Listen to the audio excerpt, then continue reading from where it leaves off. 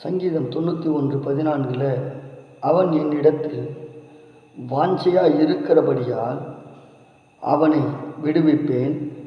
என் நாமத்தை அவன் அறிந்திருக்கிறபடியால் அவனை உயர்ந்த அடைக்கலத்திலே வைப்பேன். ஆமென்.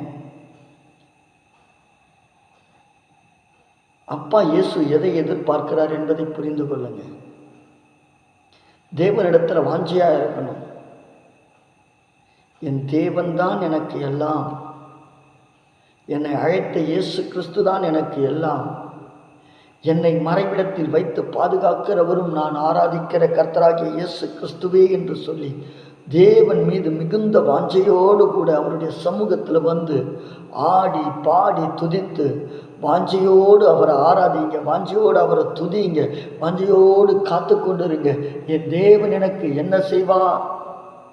நான் அவரை துதித்து ஆராதித்து கம்பீரித்து என் தேவனை பாடிக்கொண்டிருக்கிறேனே என்று சொல்லுகிற போது வேதம் சொல்லுகிறது, கர்த்தர் உயர்ந்த அடைக்கலத்தில் உங்களை வைப்பார். ஆமென். நிச்சயமா சொல்ற தேவ பிள்ளைகளை, ஆண்டவரை நம்புங்க, ஏசப்பாவை நம்புங்க, ஏசப்பா மேல வாஞ்சியா இருங்க.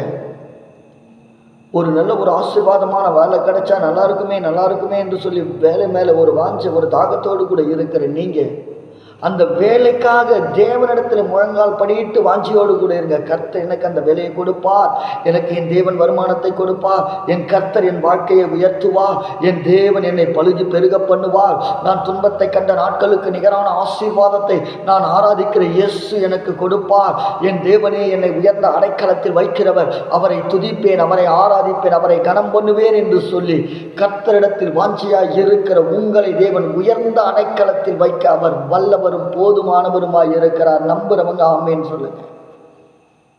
ஆமேன். இவ பிள்ளையே, நிச்சயமா என் நாமத்தை அவன் அறிந்திருக்கிறபடியால் அவனை உயர்ந்த அடைக்கலத்தில் வைப்பேன். ஆண்டவருடைய நாமம் பலத்த துருகம். கர்த்தருடைய நாமம் இந்த உலகத்தை அதிரச் செய்யும். இயேசு என்கிற அந்த நாமத்தை கேட்டாலே அண்டமும் மதிரும், ஆவிகள் அலரும். இயேசுவே இயேசுவே என்னை ஏன் துன்பப்படுத்துவா வந்தீர்?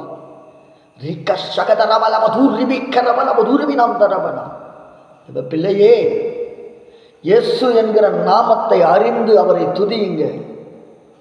தேவன் உங்க வாழ்க்கையில் அற்புதத்தை நிச்சயம் செய்வார்.